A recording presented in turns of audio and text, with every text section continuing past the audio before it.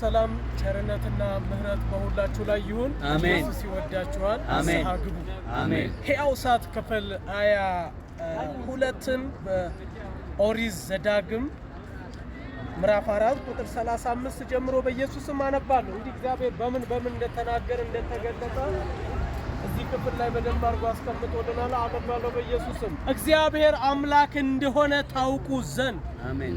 ይህ ለእናንተ ተገለጠ። አሜን። ከእርሱም ሌላ አምላክ የለም። አሜን። የነውንም የተገለጠው ኢየሱስ ክርስቶስን ብታምን ከእሳት ትድናለህ። አሜን።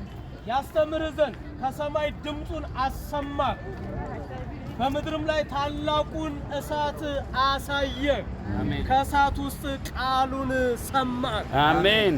አባቶቹ ወዷልና ከነሱ በኋላ ዘራቸውን መረጠ። ዛሬ እንደሆነ ሁሉ አንተ የጸኑትን ታላላቆች አሕዛብ በፊት እንዳወጣ አንተን እንዲያገባ ምድራቸውንም ርስት አድርጎ እንዲሰጥህ ከአንተ ጋር ሆኖ በታላቅ ኃይል ከግብፅ አወጣ። አሜን። ከነበልባል እሳት ያወጣን ኢየሱስ ክርስቶስ ነው። አሜን። ስለዚህ ከእሳት ማምለጫው ኢየሱስ ነው። ንስሐ ግቡ። አሜን። እንግዲህ እግዚአብሔር በላይ በሰማይ በታችም በምድር አምላክ እንደሆነ ሌላም እንደሌለ ዛሬ እወቁ፣ ዛሬ እወቁ፣ በልብህም ያዝ ብሎ ተናገረ እግዚአብሔር። አሜን አሜን ይባረክ። አሜን። በእሳት ውስጥ ምን ብሎ ተገልጦ ተናገረ? ከእሳት እንደሚያድን፣ ከባርነት እንደሚያድን፣ ከሲኦል እንደሚያድን እግዚአብሔር ተናገረ።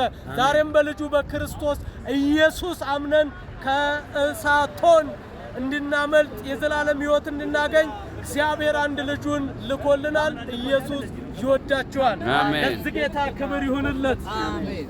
ዝቅ ብለን ተንበርክከን ላዳነን ጌታ ክብር ይሁንለት። አሜን። ማንቶሎ ሲካተካታካቱ ለዲና ማንቶሮ ዲለቦሲያ አቤቱ እግዚአብሔር እናመሰግንሃለን። አሜን። ይህንን እድለኛ እንደሰጠ ይህን ሁሉ አስተውሎ ቃልን ሰምቶ ወደ አንተ ዞር እንዲል በኢየሱስ ስም ጸለይ። አሜን። ከእሳት ያመልጡ ዘንድ ወደ አንተ ጸለይ። አሜን።